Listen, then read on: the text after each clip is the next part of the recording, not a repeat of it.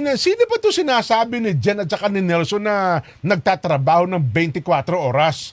Aba, ito personal pong binisita ni Customs Commissioner Ariel Nepomuceno ang Fair Cargo Assessment Composite Division para i-assess daw pong iba't ibang strategic countermeasures na ipinapatupad ng e-port of NAIA.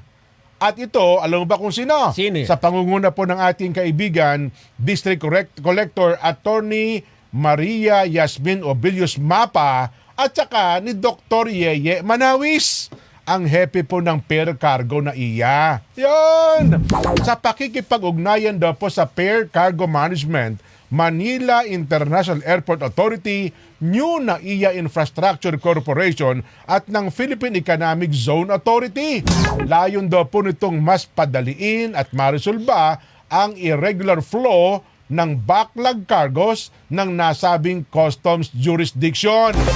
Ang Fair Cargo Assessment, yan po, ipinakikita po namin ng mga larawan. Fair Cargo Assessment Composite Division ay pinangungunahan po ng ating kaibigan Nelson, Dr. Yeye Manawis. Nakita mo? At ni Assistant SDC Irene Moreno Concio.